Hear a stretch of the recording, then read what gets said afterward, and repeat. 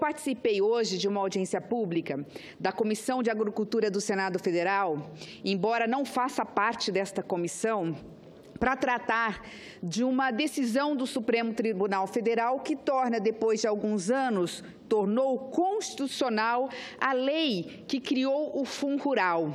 Para aqueles que estão nos assistindo e nos ouvindo, o Fundo Rural é um fundo de amparo ao trabalhador, cobrado e pago pelo produtor rural, o agricultor, o pecuarista, da sua receita bruta. Toda vez que sai um caminhão de boi da sua fazenda, sacas de grãos, seja madeira, seja grãos, sejam outras, qualquer commodities, automaticamente o agricultor, o pecuarista, o agronegócio é obrigado a pagar 2% da sua receita bruta, não líquida.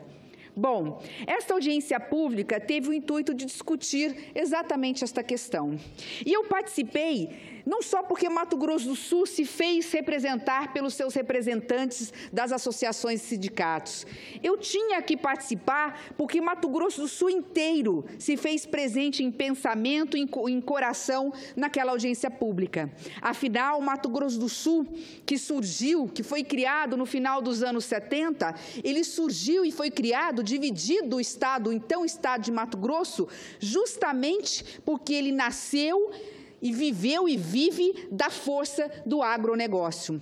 Só para se ter uma ideia, e quando falo de Mato Grosso do Sul, estou falando de praticamente a maior parte dos estados brasileiros, Mato Grosso do Sul produz mais de 12 milhões e meio de toneladas de grãos por ano, numa média de 3 milhões de hectares plantado. Nós que já tivemos o maior rebanho de gado bovino do país, hoje temos 20 milhões de cabeças de gado, 4 milhões de abate de cabeças por ano. Daí a importância de discutir esse tema no Senado Federal. O Fundo Rural, que foi criado em 92 por uma lei, já foi julgado pelo próprio Supremo como inconstitucional. Depois, o Congresso Nacional fez uma nova lei, adequando esta lei, e foi esta lei que, depois de muitos anos, foi julgada agora constitucional pelo Supremo Tribunal Federal. Como advogada, não posso discutir uma decisão transitada em julgado. Decisão do Supremo Tribunal Federal não se discute, se cumpre. Portanto, não estamos mais no debate jurídico. Agora, a decisão é política. Queremos ou não salvar o agronegócio brasileiro? Queremos ou não salvar o Brasil? Porque se o agronegócio quebrar, o Brasil quebra junto. E a solução está na mão do Congresso Nacional e do governo federal.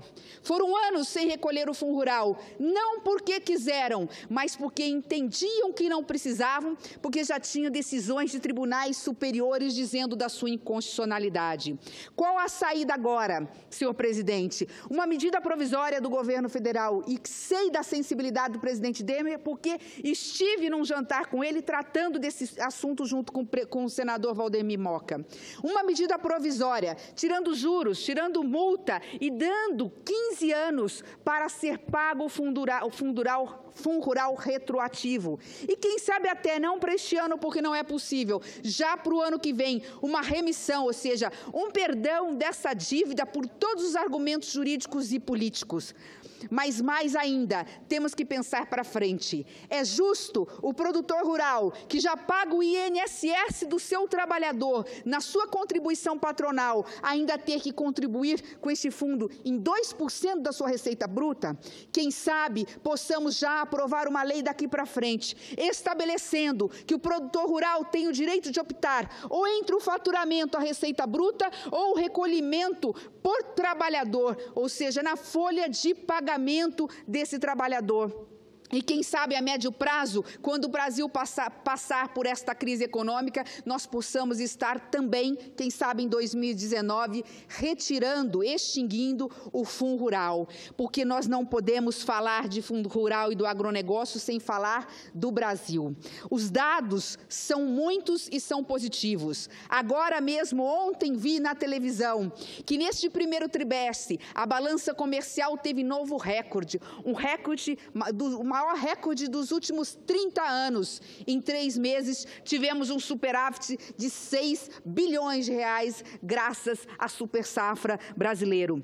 O agronegócio tem seguido o seu leito natural. Não precisa sequer do poder público, das instituições, sobrevive sozinho. Não precisa e não pode ter o governo ou decisões atrapalhando o seu papel, o seu trabalho. Nós dependemos do agronegócio para colocar comida na mesa do trabalhador e para gerar emprego.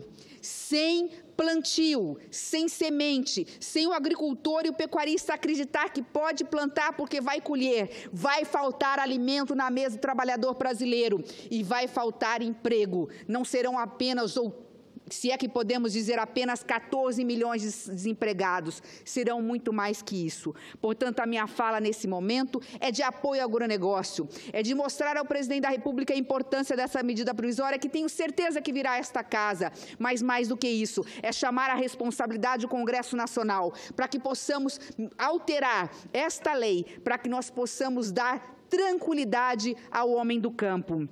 Não é demais lembrar que nada serve uma terra se ela não for produzida. Já Pedro Vaz de Caminha, há mais de 5 séculos, dizia: nesta terra, em se plantando, tudo dá, mas é preciso que se plante. Nós temos todos os climas e microclimas do planeta no país. Nós podemos produzir qualquer grão nesta terra a qualquer época do ano. Talvez nenhum país do mundo possa dizer isso. O que nós precisamos, nós temos.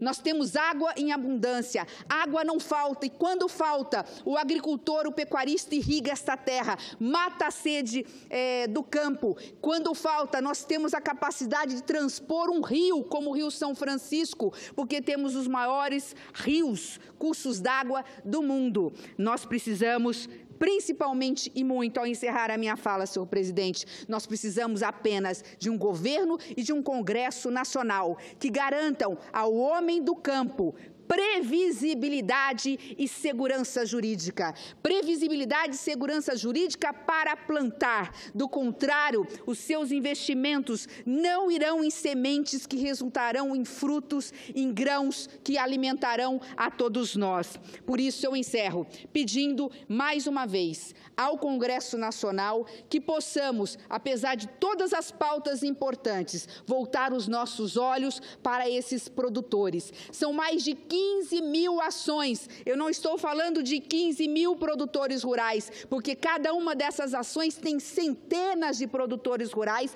que deixaram de pagar por anos. Se tiverem que pagar imediatamente, tem que vender as suas propriedades, tem que deixar de investir na sua lavoura ou na sua pecuária. Mas mais do que resolver o problema para trás, volto a repetir, vamos garantir segurança jurídica e justiça àqueles que contribuem com o país, que já pagam o INSS para os seus trabalhadores, e vamos, a médio prazo, diminuir a contribuição do Fundo Rural, deixar ao homem do campo a oportunidade, a faculdade de optar entre contribuir com 2% da sua receita bruta e faturamento ou contribuir em cima da folha de pagamento. Não podemos atrapalhar o agronegócio brasileiro, porque sem agronegócio não há Brasil, não há país desenvolvido, não há solução para os grandes problemas que assolam o nosso querido e amado país. Muito obrigada, senhor presidente, pela deferência, porque vi que me concedeu mais 2 minutos. Muito obrigada.